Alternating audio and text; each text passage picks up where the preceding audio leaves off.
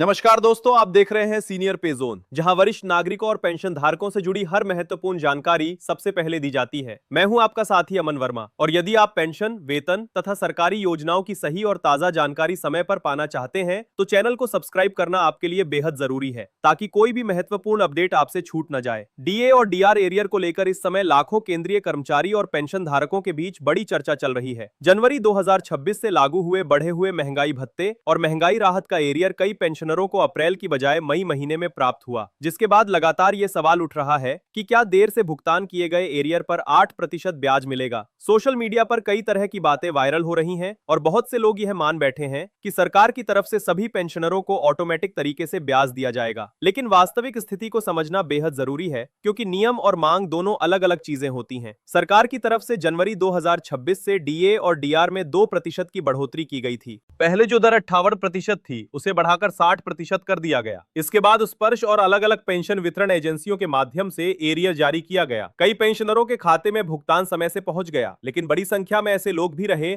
जिन्हें अप्रैल की जगह मई महीने में पैसा मिला। इसी देरी को लेकर कुछ पेंशनर संगठनों ने यह मांग उठाई कि विलंब से किए गए भुगतान पर ब्याज दिया जाना चाहिए। यही कारण है कि अब यह विषय तेजी से चर्चा में बना हुआ है। कई स्थानीय समाचार पत्रों और सोशल मीडिया पोस्ट में यह दावा किया गया कि रक्षा मंत्रालय की तरफ से निर्देश जारी हुए हैं कि यदि पेंशन भुगतान या एरियर समय पर नहीं पहुंचता तो संबंधित पेंशनर को 8% वार्षिक ब्याज दिया जाएगा। इस खबर के सामने आते ही लाखों पेंशन धारकों के बीच उम्मीद बढ़ गई। लोगों ने यह सोचना शुरू कर दिया कि उन्हें अतिरिक्त रकम मिलने वाली है। लेकिन यहां सबसे महत्वपूर्ण बात यह है कि अभी तक ऐसा कोई व्यापक और स्पष्ट सरकारी आदेश सामने नहीं आया है जिसमें सभी पेंशनरों को स्वतः 8% ब्याज देने की पुष्टि की गई हो। व्यवहारिक रूप से देखा जाए तो सामान्य परिस्थितियों में पेंशन वितरण एजेंसियां लेट हुए एरियर पर अलग से ब्याज का भुगतान नहीं करती। चाहे स्पर्श हो, डीपीडीओ हो, सीपीपीसी हो, बैंक हो या ट्रेजरी, सामान्य नियमों के तहत केवल एरियर राशि जारी की जाती है। यदि किसी को 6 महीने बाद या 1 साल बाद भी भुगतान मिले तब भी सीधे ब्याज नहीं दिया जाता। ब्याज का मामला तभी बनता है जब किसी न्यायालय की तरफ से स्पष्ट आदेश जारी किया जाए। यानी अगर कोई पेंशनर कोर्ट में याचिका दायर करता है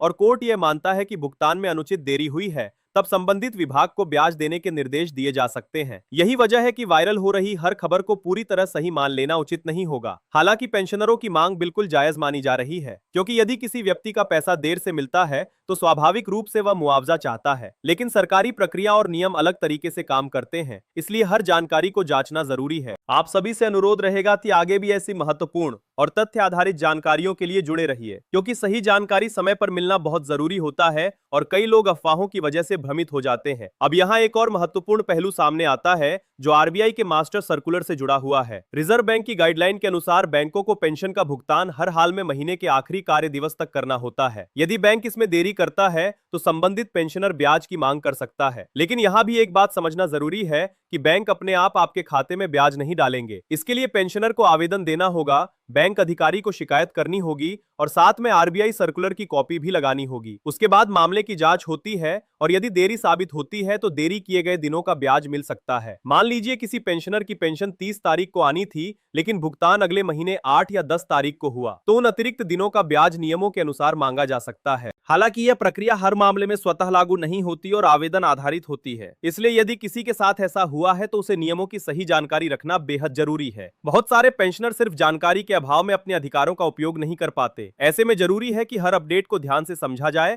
और आधिकारिक दिशा निर्देशों पर भरोसा किया जाए। अब बात करते हैं जुलाई 2026 में मिलने वाले संभावित महंगाई भत्ते और महंगाई राहत की, क्योंकि इस समय सबसे ज्यादा चर्चा इसी विषय को लेकर हो रही है। उपभोक्ता मूल्य सूचकांक के हालिया आंकड़ों ने कर्मचारियों और पेंशन धारकों की उम्मीदें बढ़ा दी है। जनवरी, फरवरी और मार्च 2026 के आंकड़े सामने आने के बाद संकेत मिलने लगे हैं कि जुलाई में डीए और डीआर में बड़ी बढ़ोतरी हो सकती है। मार्च महीने में उपभोक्ता मूल्य सूचकांक में लगभग 0.6 अंकों की बढ़ोतरी दर्ज की गई है और इसका सीधा असर महंगाई भत्ते की गणना पर पड़ रहा है। 3 महीने का आंकड़ा सामने आने के बाद वर्तमान डीए और डीआर की गणना लगभग 62% तक पहुंच चुकी है, यानी पहले से 2% की बढ़ोतरी के संकेत स्पष्ट दिखाई दे रहे हैं। अब यदि अगले 3 महीनों के आंकड़ों में भी इसी तरह वृद्धि दर्ज होती है तो जुलाई 2026 में कुल 4% तक की बढ़ोतरी संभव मानी जा रही है। यदि ऐसा होता है तो वर्तमान 60% डीए और डीआर बढ़कर 64% तक पहुंच सकता है। इसका सीधा फायदा कर्मचारियों की सैलरी और पेंशन धारकों की पेंशन दोनों में देखने को मिलेगा। महंगाई लगातार बढ़ रही है और बाजार में रोजमर्रा की चीजों की कीमतों में तेजी से वृद्धि हो रही है। ऐसे में कर्मचारियों और पेंशनरों को उम्मीद है कि इस बार सरकार महंगाई के हिसाब से राहत देगी। खासतौर पर पेंशन धारकों के लिए डीआर बढ़ना बेहद जरूरी माना जा रहा है, क्योंकि निश्चित आय पर जीवन यापन करने वाले वरिष्ठ नागरिकों पर महंगाई का सीधा असर पड़ता है। आप सभी दर्शकों से एक बार फिर निवेदन रहेगा कि यदि आप भी सरकारी कर्मचारियों, पेंशन, डीए, डीआर और वेतन आयोग से जुड़ी हर बड़ी खबर सबसे पहले पाना चाहते हैं तो जुड़े रहिए और नियमित रूप से अपडेट लेते रहिए, ताकि कोई महत्वपूर्ण जानकारी आपसे छूट न जाए। अब चर्चा करते हैं दिल्ली हाईकोर्ट के एक बेहद महत्वपूर्ण फैसले की, जिसने फैमिली पेंशन को लेकर बड़ी स्पष्टता दी है। हाल ही में अदालत ने कहा कि यदि किसी व्यक्ति की पहली शादी कानूनी रूप से वैध है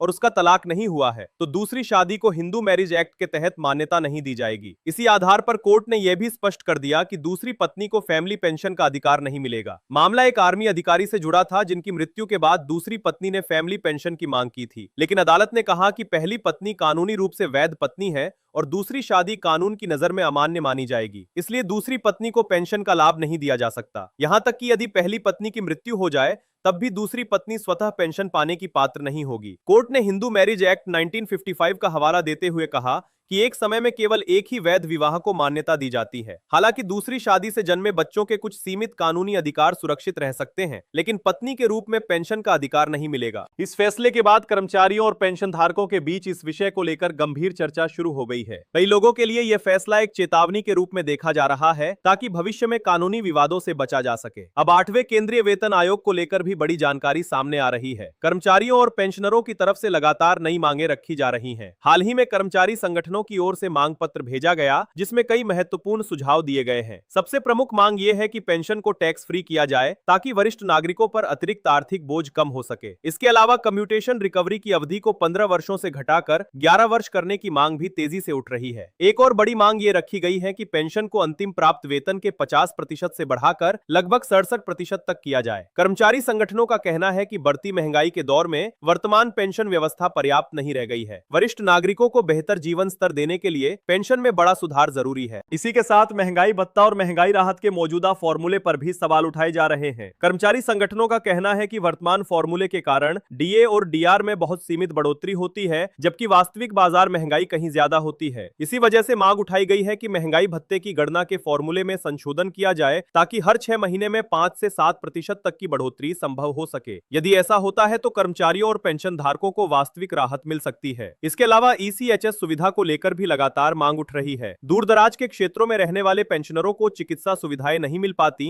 और उन्हें इलाज के लिए लंबी दूरी तय करनी पड़ती है। इसी कारण पूरे देश में बेहतर स्वास्थ्य सेवाएं उपलब्ध कराने की मांग की जा रही है। फिक्स्ड मेडिकल अलाउंस यानी एफएमए को लेकर भी बड़ी बहस चल रही है। वर्तमान में मिलने वाली राशि को बहुत कम बताया जा रहा है, क्योंकि निजी अस्पतालों में इलाज का खर्च तेजी से बढ़ चुका है। कई कर्मचारी संगठनों ने मांग की है कि एफएमए को वर्तमान 1000 रुपए प्रति माह से बढ़ाकर कम से कम 3000 या 5000 रुपए किया जाए। उनका कहना है कि आज के समय में 1000 रुपए में बुनियादी दवाइयों का खर्च निकालना भी मुश्किल हो गया है। वरिष्ठ नागरिकों को बेहतर स्वास्थ्य सुविधा देने के लिए मेडिकल अलाउंस में बड़ा संशोधन जरूरी माना जा रहा है। इसी के साथ ओल्ड पेंशन स्कीम को लेकर भी बहस लगातार तेज हो रही है। कर्मचारी संगठन दोबारा पुरानी पेंशन व्यवस्था लागू करने की मांग कर रहे हैं। उनका कहना है कि सांसदों और विधायकों को जहां पुरानी पेंशन का लाभ मिलता है, वहीं सामान्य कर्मचारियों को इससे वंचित कर दिया गया है। इस विषय पर लगातार आंदोलन और मांगे जारी है। आने वाले समय में 8वें वेतन आयोग के गठन और उसकी सिफारिशों पर सभी की नजर बनी हुई है। केंद्रीय कर्मचारी और पेंशन धारक इस उम्मीद में है कि आगामी समय में सरकार कुछ बड़े फैसले ले सकती है, जिससे उनकी आर्थिक स्थिति मजबूत हो। महंगाई भत्ता, पेंशन संशोधन, मेडिकल सुविधाएं और ओल्ड पेंशन स्कीम जैसे विषय आने वाले महीनों में सबसे बड़े मुद्दे बने रहेंगे। ऐसे में हर अपडेट को समझना और सही जानकारी तक पहुंचना बेहद जरूरी हो जाता है।